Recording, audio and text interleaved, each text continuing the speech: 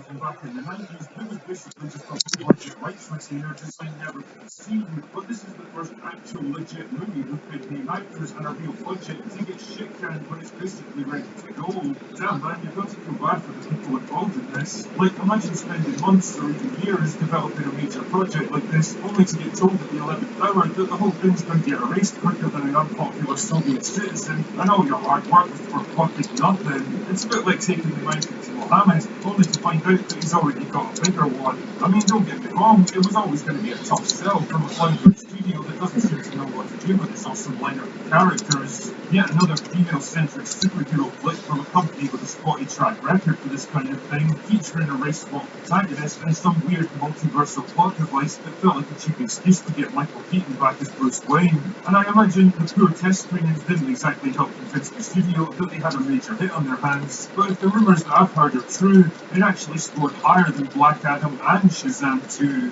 Jesus, they're really fucked in that case. But even if it did test well, you've got to ask yourself, how bad does a film really need to be that the studio would rather pull the plug on the whole thing and lose tens of millions of dollars rather than just recut it and try to salvage something halfway decent? But keep in mind, this is the same studio that reckoned Birds of Prey, Justice League, and Wonder Woman 1984 were fit for human consumption.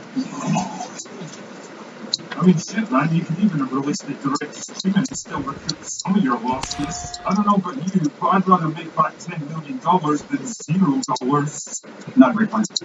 And Batgirl isn't the only movie to get shit canned. At the time of making this video, the rumour is that Supergirl is also on the chopping block.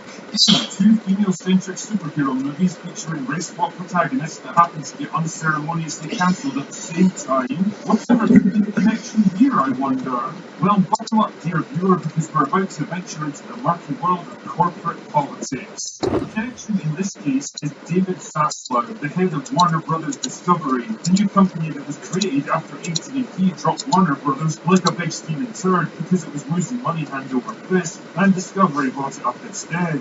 With the takeover came a new leadership team under Zaslav and a new objective: to somehow unfuck the gigantic mess that DC on film has become. And holy shit, this guy doesn't mess around. Right off the bat, he fired a bunch of senior executives from the old regime.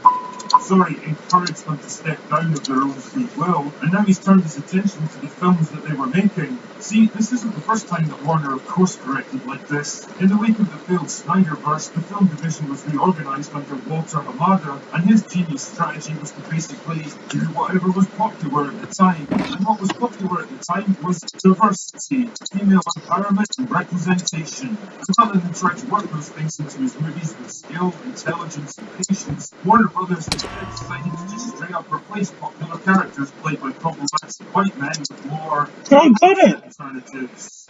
The second one. Look, this is the second catalyst. Not to mention female-centric movies like Guessed it. and Wonder Woman 1984. Unfortunately, this change of direction didn't exactly plan out the way the studio imagined. The latter two movies were gigantic turds that lost Warner Brothers a shit ton of money, and as for the others, well, I think it's fair to say that after nearly a decade of having the best